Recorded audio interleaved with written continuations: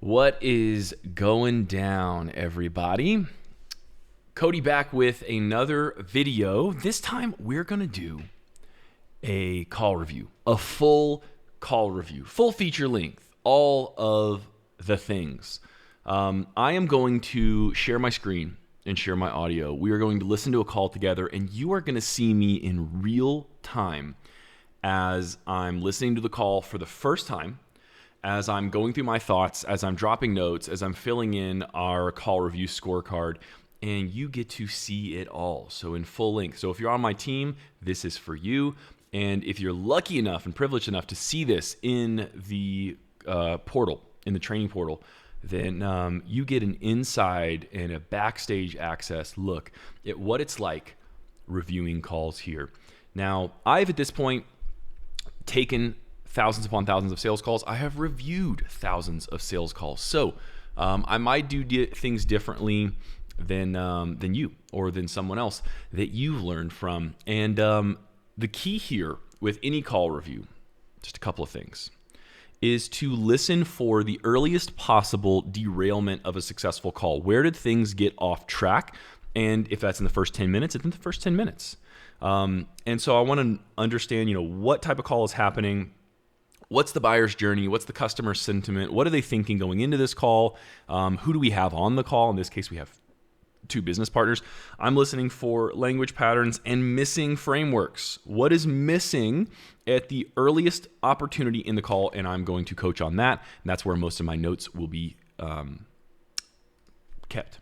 So I'm going to be taking you through this. I'll be timestamping and marking the calls. You'll see me taking notes, and we'll get into it, shall we? So I'm just going to share my screen on this one. So voila.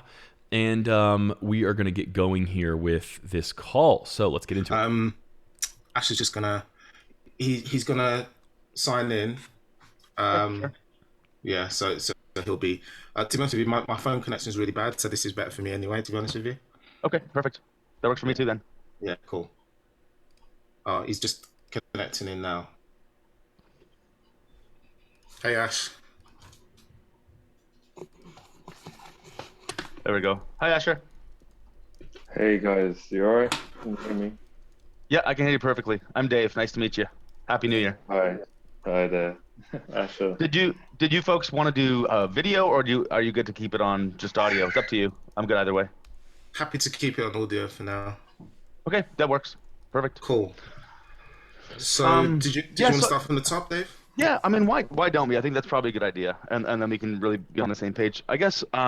And when I ask a question, I guess whoever wants to answer is good with me. Doesn't matter. So I guess I was saying to Gareth that it looks like we had a chat about a year ago. Gareth was saying that he doesn't much remember the conversation, which is understandable. A lot happened in the last year.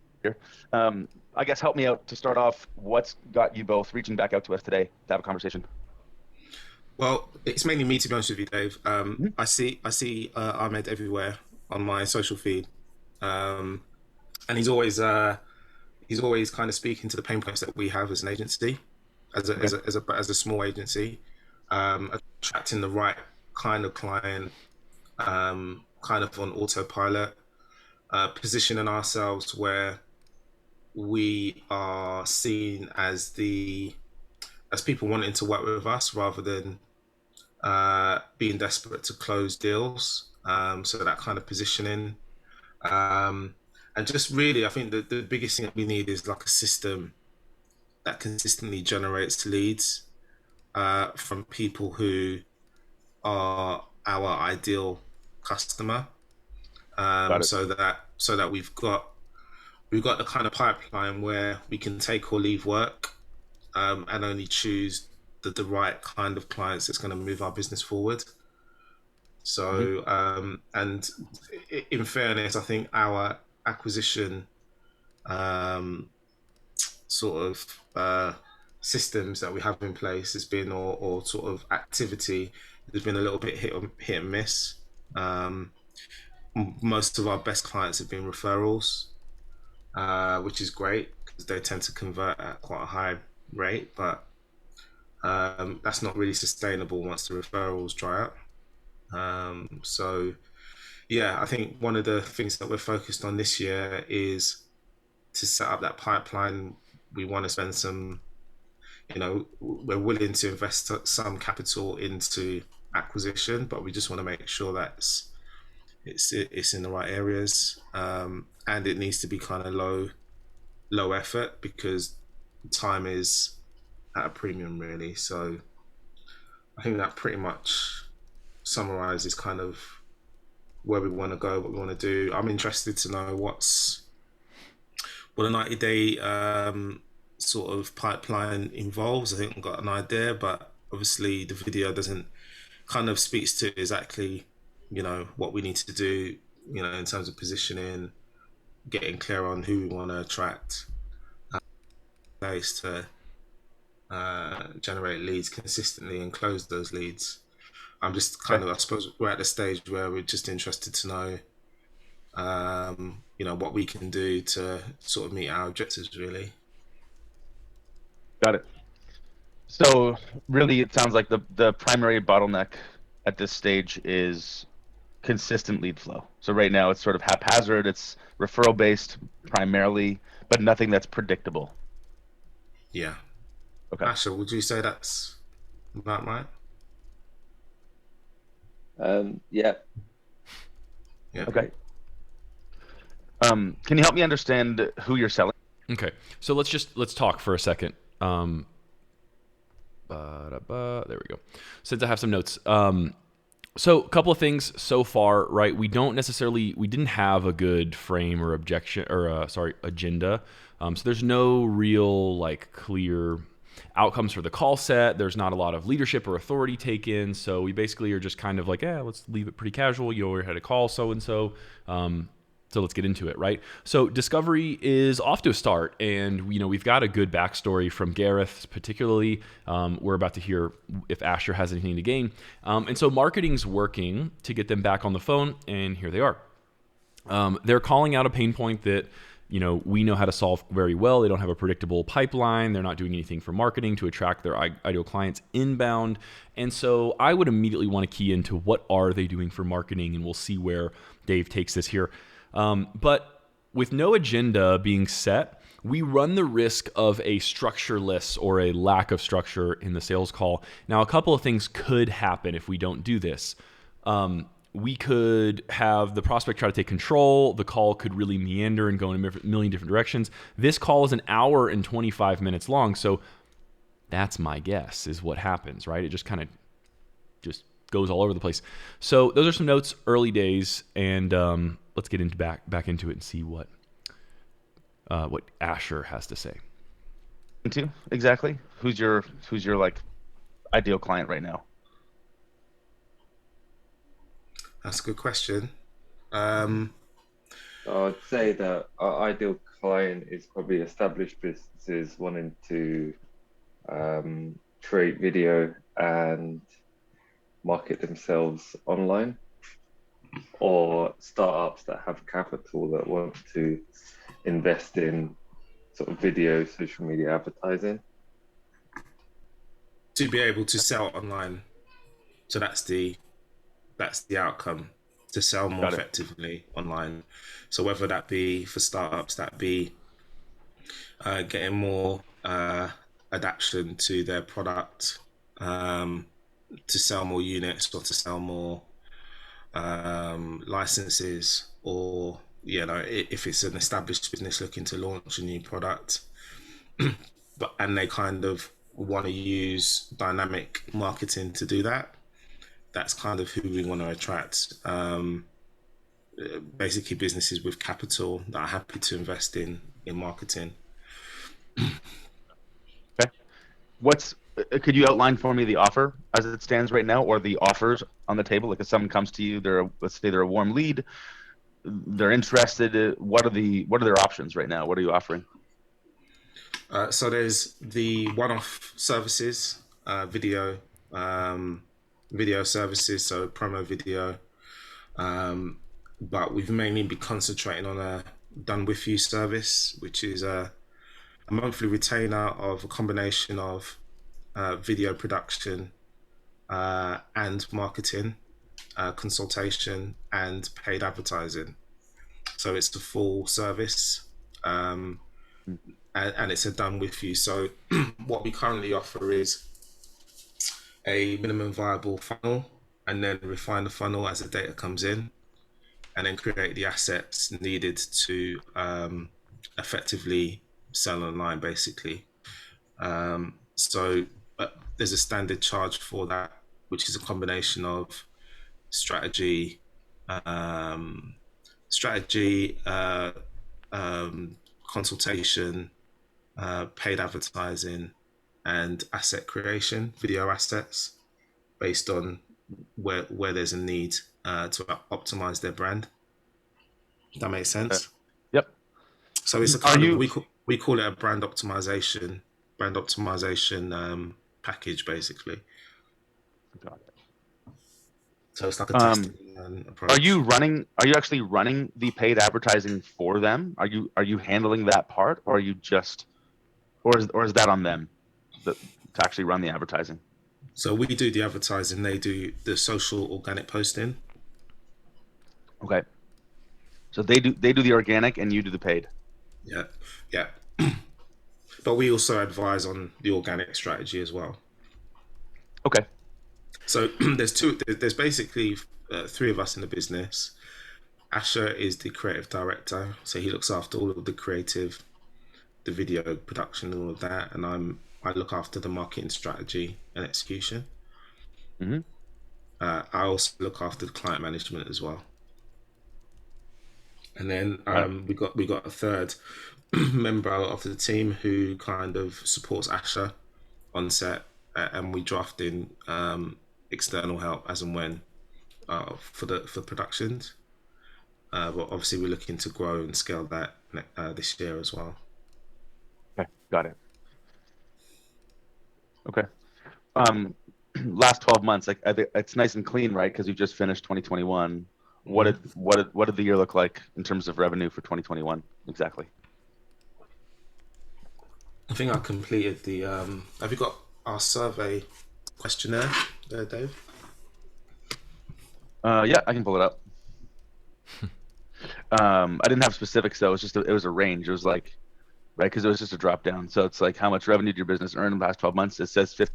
So this is a good quick note too. So use your resources, right? Like you have an application. So, hey, I see here that you're in between $250,000, $500,000 revenue last year or the last 12 months. What was the more precise number? So just having a more educated conversation, that's an opportunity for Dave quickly. It's not a big thing, but it's actually interesting that Gareth, the prospect, said what he said. Most prospects won't do that. They'll just tell you, yeah, it was 350,000. But so it's interesting. It indicates typically when someone is doing that, they're usually a little insecure about what that number is. So let's find out what it is. 50 to 100,000. Which is a fairly wide range. So exactly, right? So yeah, 50 to 100,000 looked like your previous revenue, fairly wide range. Where was it exactly? So the fact that he chose basically the second lowest rung or drop down indicates, yeah, they're not very excited about that. So let's see the tonality that they respond with here. Do you know what it was for 2021? I think it was close to the top end of that. Got it. It was, yeah, it was close to the top end of that. Yeah, so that's a vague response. Yeah, top end of that. Okay, well, what does that mean exactly? Is that $90,000? Is that $77,000? What does that mean? 99.999, $99,999? What is it? So you don't. So you're telling me. Here's what I would say. So you're telling me, Gareth, you're actually not sure what that exact number is, because it's important for entrepreneurs to know their numbers. Okay. I don't have that to hand right now, but it's a bit of a weird one because, as I say, Ash is working full time in the business, and I'm working part time in the business. And I think if I was, I want to make that transition as well, but we can't do that until we have the clients coming in. Got it. What do your margins look like? Like, if let's just round up. Let's say that that your revenue top line. So we go from margins. From revenue. Then Gareth says, I'm working part-time in the business and Asher's working full-time. We haven't heard anything from Asher yet. He's on the call being silent right now. Well, Asher, how's that for you, man? I want to chat with you. I haven't had the opportunity to do yet. So what I know about this deal, what you don't know, is that Asher ends up obstructing and kind of killing this deal. And here we have why. He's full-time in the business, and here's Dave and Gareth talking about this business without including Asher. Get him involved. If you're a salesperson and you have 5 people on the call, find out what each of them do. Spend some time in rapport. So I'm just curious, I've already had a chat with Gareth, or hey, since this is my first time speaking with you guys, I'd love to go around the room and get to know what each and every one of you do. Let's do a meet and greet. Let's find out what everyone does. Let's find out what we need to sell to whom and when. And if you don't have that information, then you don't have leverage going into the close. So at 10 minutes or so, we find out that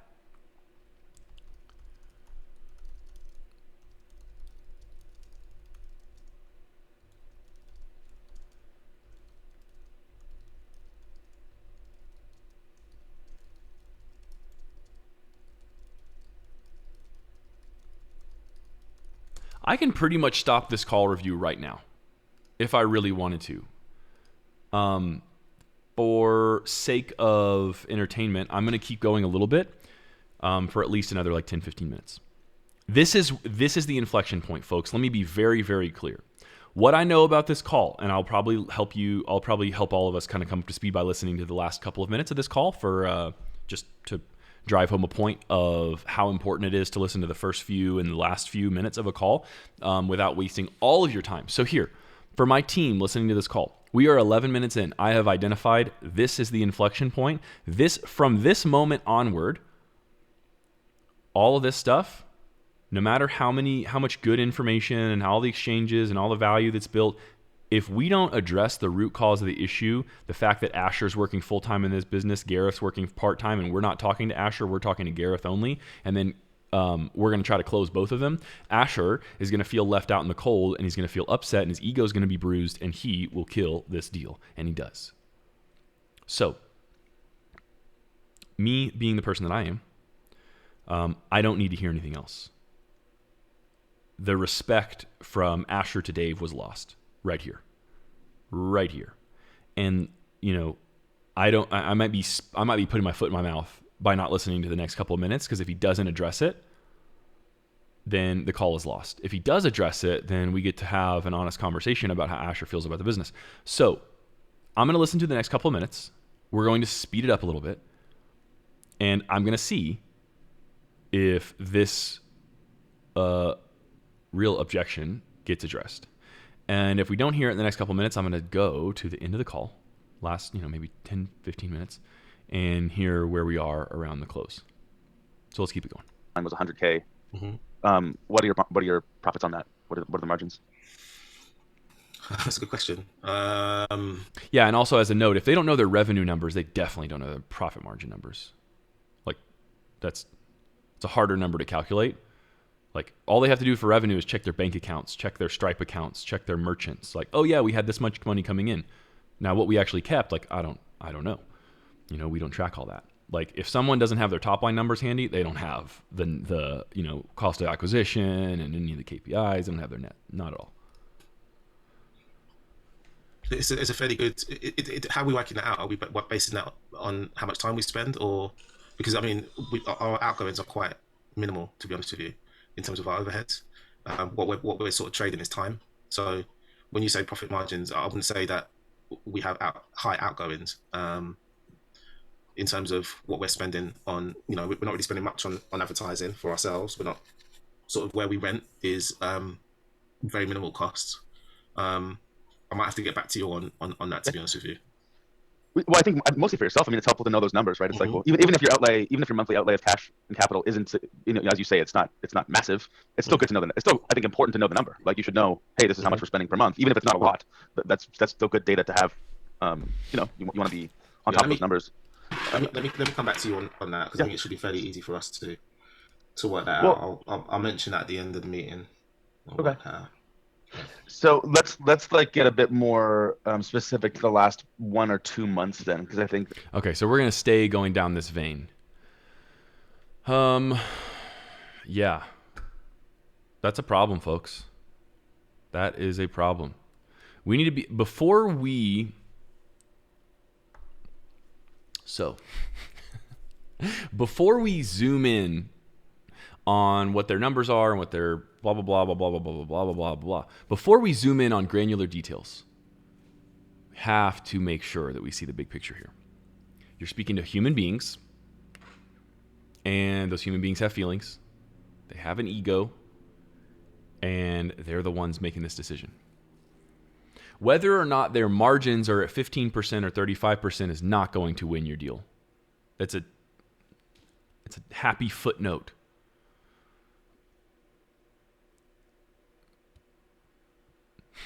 So, the person who is working full-time in this business and is not being addressed directly could be seething fucking mad on mute right now, or not even paying attention. They could have already written you off, but we don't know. So I am going to skim through these next several minutes, and then if I don't see any activity from Asher, we are going to skip to the end and listen to how Asher comes in and kills this deal. Watch. It's going to give us the best barometer. There he is. Okay. Okay, and how about the 30 days prior? Let's go like November. So December was none. End of the year, that's often the case. I mean, we can take a look at that. But what about November? We didn't bring in any clients in November, did we, Asher? No. October we had a few new clients and retainers set up. Mm-hmm. Got it. But a lot of the stuff that we do, and this is what we're trying to get out with, is sort of long. So when people sign up with us, they normally sort of stay for like a year. Some of the clients we've had for like 2 years on retainer. But obviously, we need that sort of cash flow of. So this is perhaps a little bit judgmental, but even though Asher's working full-time in the business, he sounds like the junior in this partnership, right? So he's probably working full-time because his expenses are lower, even though he has kiddos in the background. And Gareth is bringing in the bacon for himself and probably not taking any money out of the business and therefore paying Asher a salary or some sort of dividend. So that's my speculation. We still don't know roles, responsibilities, and sentiment of how they feel about how this business is going. So let's hear a little bit more from Asher here. For a case of these are the results that you've achieved, because there's room in the retainer to really do some proper work, basically, rather than bits and bobs. And the other sort of cash flow are like clients we've had in the past or referrals from clients for one-off services. Right. Yeah, but whenever it comes in, it is sort of referral based rather than leads that we've generated ourselves, which is really irritating because a lot of our work is generating leads and generating custom for other people and their products. But when it comes to our own stuff, it's like we have a mental block, so to speak. Well, I'll say this. I mean, that's not all that uncommon. We see that all the time. Folks coming to us who their expertise is, whether that's lead generation through a multitude of different, methods, tactics. But then when they look at their own lead generation, it's like, it's not that great. So it's not all that uncommon. And one question I've got for you, and this is maybe like an identity thing, but are you guys wanting to be a video agency or like a sort of a full service marketing and advertising firm, an agency? So That's good question. Yeah, it's a great question, actually. So that's my favorite question so far. Let's help them position and identify that they don't really know what their position is in the marketplace. That's probably what they need help with. So let's hear what their answer is. Where we want to be positioned is the people that help basically you sell online. And in this day and age, it is kind of we feel from our perspective that is leaning more towards that more dynamic content to generate those leads in. But maybe that's one of the problems that we have, is we're not pinning down what it is we do well enough. Yeah. So essentially, Dave, we want to solve the problem of people commissioning content that doesn't generate results. So that's the problem. So whether or not a business owner needs to launch a new product, a lot of the time they'll think, oh, we need a new video, okay. But actually, with the expertise that we've had, with the years of experience we've had, and with the sort of the skills that both of us bring to the table, Asher creates very compelling storytelling content. So now we get to find out what Asher does in the business, and therefore speculate or deduce what Gareth does in the business. And content that speaks directly to the pain points of what our clients need to grow and scale business. And then I come in and I put that asset, put the video assets into a funnel that works, basically, using a test and learn process. So essentially, it is a video marketing agency. We can do more, but I think for the time being, we want to focus on the two things we do really well. Okay, so just for time purposes, here's what I'm going to do. I'm going to go ahead and pause the recording here. I'm going to find the point where we make an offer, and I want to listen to how they respond to the offer, because I've already identified the coaching point for the sales rep. Dave needs very clear questions based on the problems that we can solve. And if you're watching along here in the training course, then in the discovery module, I talk about asking questions around problems that we solve. So here are the problems that we solve in this specific business model, in this coaching program. The thing that we're selling is 90-day pipeline. It's B2B consulting for B2B consultants. It's consulting for consultants. And what we solve is we solve an offer or positioning problem. What do you do? What problem do you solve? For whom? And how are you different than the rest of your market? We solve messaging and communication of that offer in terms of marketing content, their leadership marketing, their content on Facebook, YouTube, Instagram, LinkedIn, email. How do you communicate your message to the market that you know you want to serve? How do you communicate that you're different? How to communicate that you're better at it? How do you communicate that you get results and that you can help them solve a pain point? We coach them on the sales process. We install a LinkedIn outreach strategy, as well as show them how to create captivating and compelling content that draws people in. We help them package up a results mechanism or offer that allows them to provide the same service to the same type of client every single time, so they have a consistent, seamless customer experience. And they're not custom and all over the place, therefore stretching bandwidth, too thin. So these are the problems that we solve. And asking questions around this: what problem do you solve? What do each of you do in the business? How are you different? How does your consumer know you're different? How are you marketing? What do those conversations sound like? And, how many clients could you handle? And what are they worth to you? All that stuff. All those are questions that I would want to ask. So I'm going to skip. We're going to listen to the last couple of minutes. And then just for time purposes, I might make a part 2 of this video. But I got a call coming up here in a few. So let's take a look once I find the offer. Okay, so here we are at the point of really the temp check. How does everything sound? How are you feeling about it 1 to 10 before we drop the price? So we'll jump in here. For the both of you, though, in terms of the process specifically, how are you feeling about the process being? And just for clarity, we went through the offer, we went through what it covers, the deliverables. They had a few questions, we clarified those. Obviously, I didn't listen to it in full. What you need right now in the business, and just for the sake of clarity, let's put that on a scale of 1 to 10. Yeah, I would say it's pretty much, from my perspective, I think we need all 3 of those, also all 5 of those points. So I would say 9, stroke 10, to be honest. Okay, Asher. For me, it's probably a bit lower than that. Probably around the 7. Okay.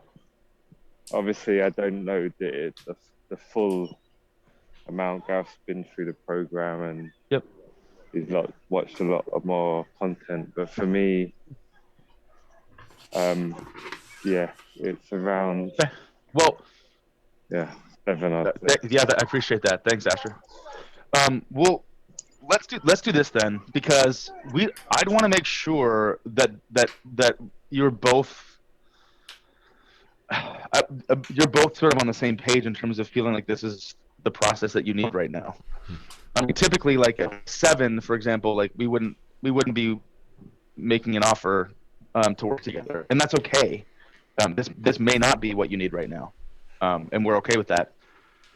So, could we do this? Would it make sense at this stage then I could send you a couple things, Asher, to have a look at. You guys can chat about what we discussed today, about the process. Let's set up another call for tomorrow or Wednesday.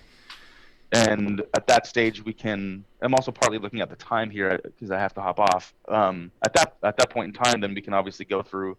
I'm happy to walk you through. If you're. I don't think they actually ask for the price. I remember this call talking to Dave about it. So I don't think they actually review investment, which is $9,800. On board with this is the process we need right now. Feeling really good about that. I'm more than happy to walk you through specific logistics. We can talk investment if it makes sense to do so, and then really figure out next steps from there. Does that work in terms of a game plan and next steps? Okay. To be honest with you, the only that sounds good. Yeah, I mean, I'm interested in investment, Dave. The only thing would be the price, really. Yeah, that's what we're both looking for. Probably concerned most about. Yeah, I can appreciate that for sure. At the same time, I think, like aside from the price shopping, I think I think it is important though, right? After if you're not completely bought into the process and feeling like this is what the business needs right now, whether it's the investment or how much it's going to cost, I think is not perfectly relevant until I think both of you are on the exact same page with the process. You know what I mean? Yeah, I'd agree. Because whether it's 50,000 or 500, if you're not both on the same page that this is what you need right now in terms of a process and strategy and foundation and building out all these things in sequence like I've described, well then it doesn't matter if it's $500 or 50,000. I mean, it's not going to make sense for you to do it. And the thing is, it's not that I don't want to tell you the price. It's not about that. It's that alignment is really important for us. And okay, so I think we're good for now. So, ladies and gents, the bottleneck in this call is a lack of very clear qualifying and information gathering questions around the problem that we solve. It's clear that the marketing worked to get them on the call, and it's clear that we missed early moments in the call, what everyone does. And so just for any of you selling to larger businesses, or anytime you have a team, or if you have business partners or whatever, what does everyone do? Roles, responsibilities. It's one of the first and most important things when forming a company and forming new partnerships and businesses. What are you going to do? What am I going to do? How are we going to cross over? How are we going to be totally different? How are we going to balance each other? How are we going to hold each other accountable and check?